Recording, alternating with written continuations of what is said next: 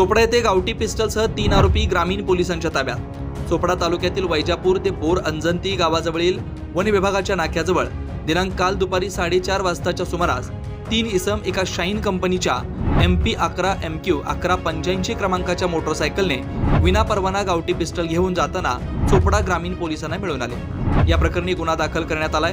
चोपडा तालुक्यातील वैजापूर बोर अंजंती परिसरात कर्तव्य बजावत असताना पोलीस हवालदार राकेश पाटील यांना 3 संशयित तरुण आढळून आलेत। या तरुणांची अंगझडती घेतली असता त्यांच्याकडे गावठी पिस्टल मिळून आलाय। यावरून चोपडा ग्रामीण पोलीस स्टेशनचे पोलीस कॉन्स्टेबल रावसाहेब पाटील यांच्या फिर्यादीनुसार राकेश खजऱ्या मोरे वय 21 राहणार खोकरी तालुका वर्ला जिल्हा बडवानी मध्य प्रदेश, मुकेश वेस्ता मोरे वय 20 वर्ष राहणार खोकरी तालुका वर्ला जिल्हा बडवानी मध्य प्रदेश, महेश मनोल वय 27 वर्ष राहणार गोठलचाळ बोईसर तालुका बोरिवली जिल्हा मुंबई या तिघांना गावठी पिस्टल अग्निशस्त्र त्यांनी कोणाकडून तरी खरेदी करून विनापरवाना त्याची वाहतूक करीत असताना मिळून आले।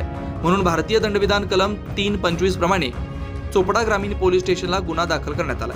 त्यांच्याकडून 25,000 रुपये किमतीचे गावठी पिस्टल, मोबाईल व दुचाकीसह 50,000च्या वर मुद्देमाल जप्त करण्यात आला। पुढील तपास चोपडा ग्रामीण पोलीस स्टेशनचे सहाय्यक पोलीस निरीक्षक शेषराव नितनवरे यांच्या मार्गदर्शनाखाली पोलीस नाईक शशिकांत पारधी करतात।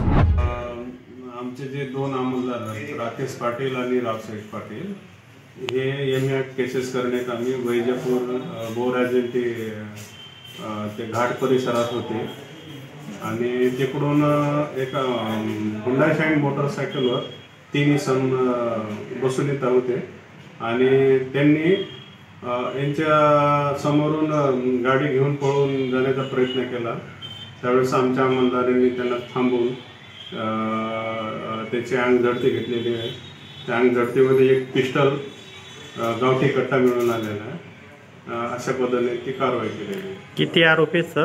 आरोपी त्याच्यामध्ये 2 आरोपी आहेत MP चे आहेत आणि 1 आरोपी आहे मुंबईचा। एकूण 3 आरोपी। कोणत्या कलमांमध्ये त्यांच्यावर गुन्हा दाखल करण्यात आला आहे? त्यांच्या विरुद्ध 325 आर्म ॲक्ट प्रमाणे कारवाई करण्यात आली आहे।